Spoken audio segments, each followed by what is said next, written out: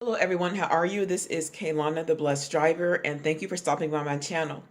Now today I want to talk with you about a very sad case regarding a pregnant Lyft driver and a criminal who ended her life prematurely.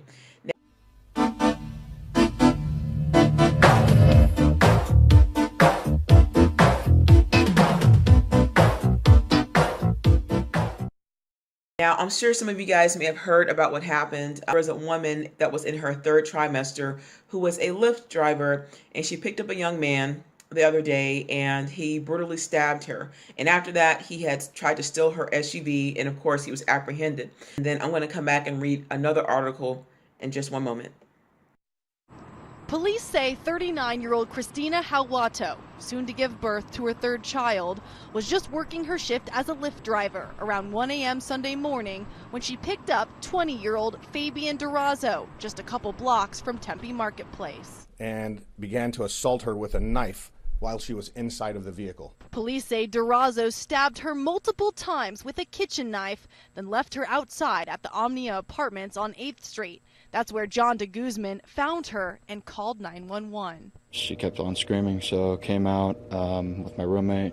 She noticed the blood, followed the blood around the corner, and she was up on the stairs bleeding out. Police say Howato was in her third trimester of pregnancy, and she and her unborn baby died at the hospital.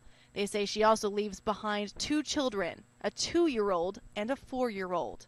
But authorities say the suspect took off in the victim's car. DPS tracked him on the I-10 Sunday, eventually stopping him just 25 miles from the California border.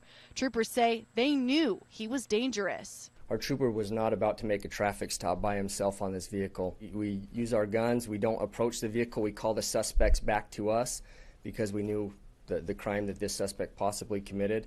After initially ignoring commands, troopers were able to safely arrest him. They say once in jail, he confessed to stabbing the victim. Detectives believe his intent was to just steal her car, but he ended up killing her in the process. This is definitely one of those incidents that really is going to affect the police department for a long time, and the community will think about this for a long time.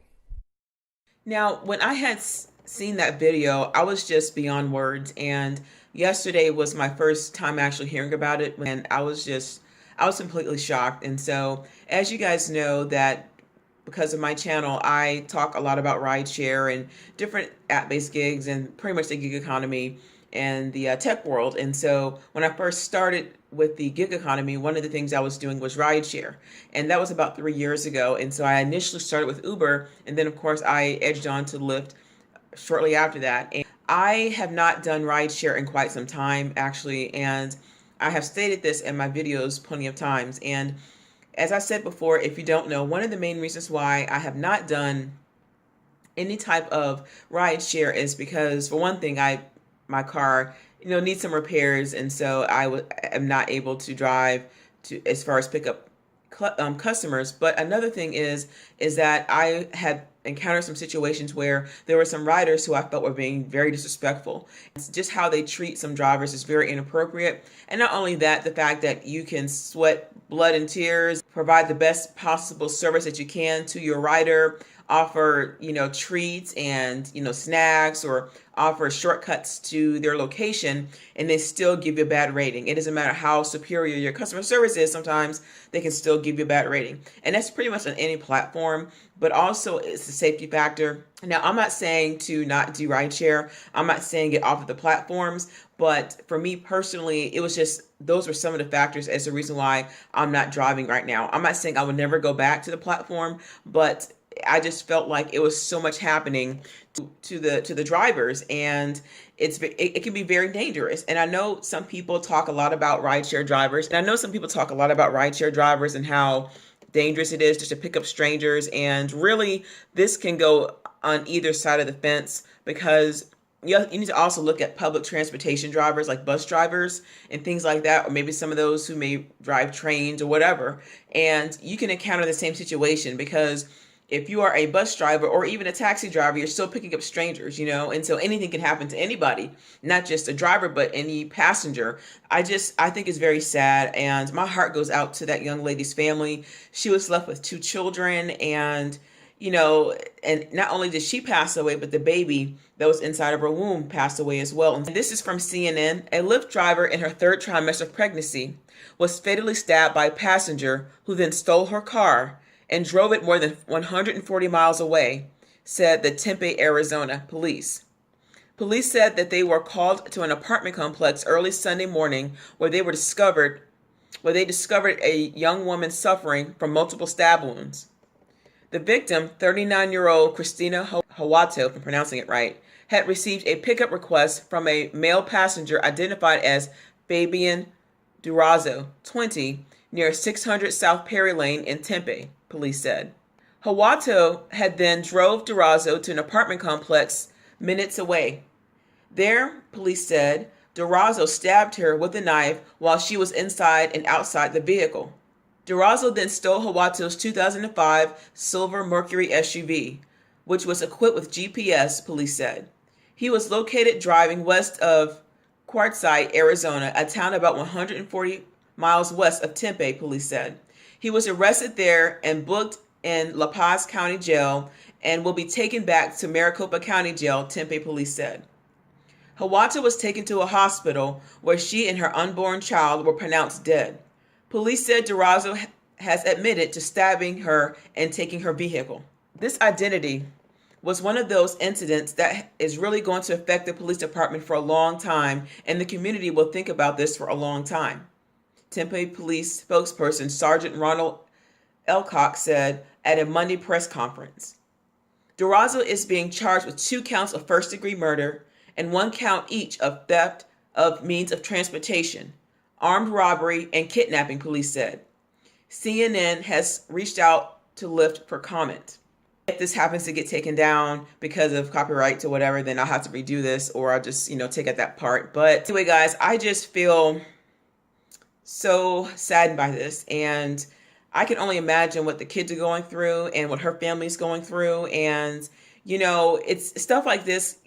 It puts a lot of fear into being a rideshare driver. And I'm sure that even after this, there are going to be many of you who will still continue to drive. But the thought, just knowing that he cared nothing about her life or about the baby's life, it's really sickening. And so you'll encounter people like this from all walks of life, anywhere. And sometimes, of course, people don't always look like who they are. And just because a person comes into your car and wears a suit or a tie or, that's dressed nicely doesn't necessarily mean that they are on the up and up. It doesn't mean that they are good people. And it's unfortunate that this young lady and the baby lost their lives because of somebody like that. My prayer is that when you are out there on the road driving and picking people up, please be careful. And there may be situations beyond your control that you can't control. And so, it's unfortunate that there are a lot of these rideshare drivers that are, facing serious situations, whether they've been attacked or they were actually murdered because of people like this. And so, you really can't judge and say, okay, this person's bad. Sometimes you can be able to discern, okay, you know what, I'm not going to pick this person up. I can smell trouble. And we have a right to do that. As rideshare drivers, you have a right to do that. Okay, you can say yes or no if you want to pick somebody up. And I just hope and pray that even in this situation, if this young lady did not have life insurance or some type of policy, that I'm praying that Lyft will be able to at least compensate or cover for her or donate some kind of way to the family. When people do stuff like this, they don't realize it affects so many people. And I'm not really sure. I didn't specifically see that on the article, if maybe he was intoxicated or if he was high on something, under some type of controlled substance. But regardless, still, that's somebody's life. That's somebody's daughter. It's just terrible. And, not only that, like, she is somebody's mother, and, we can't always know what we're going to be dealing with when we pick up people. All she was just trying to do is make some extra money. I don't know if she was doing this full time or not. And, we see stuff like this happen a lot. And not only do, some of the rideshare drivers encounter situations with scary customers or riders, but we, also there are some rideshare drivers who don't have it all right upstairs either, and they may be short-tempered or have issues. And so regardless of all that, I pray for all of you, and even myself, even as I'm out there doing some of the gigs and stuff, that we are safe. And, I just pray that, that the family would take their time to, seek justice and also be able to take care of the kids, because we don't know what's going to happen with the kids. Are they going to stay with the family member, to the state? We don't know. And so I think it's crazy. And let's see, I believe the article said that she was 39 years old. And so she's only a year younger than me, and we're pretty much the same age almost. And so that is so sad. And she's young. She had so much life ahead of her and so much to do, I'm sure. And, it's crazy how we can get out there and just want to make some extra money or just try to make ends meet. We have to encounter stuff like this. And, each time that we're going out there, or you're going out there driving, it's a gamble. And it's not to say that to put fear into you or to say, oh, something's going to happen to me when I go out there to drive, but it's a risk that you're taking. And my heart and my prayers and my thoughts are with the family and, of course, with the children and anybody that's directly connected to her. My prayers and my thoughts are with you. And if you are out there on the platform, please be safe and please be careful. Now, these rideshare companies do specify that rideshare drivers are not allowed to carry concealed weapons or any type of defense mechanism, even mace. And that's what they say. But I actually know drivers who carry and who protect themselves. And so what are you supposed to do if you're not allowed to carry anything and something like this happens, and they say, well, of course you got to protect the passenger, but what about the driver? And I'm sure that how it happened to her, it probably happened so fast. And even as I was reading the article, and his intent wasn't to kill her, it was just to take her car, but he ended up killing her anyway.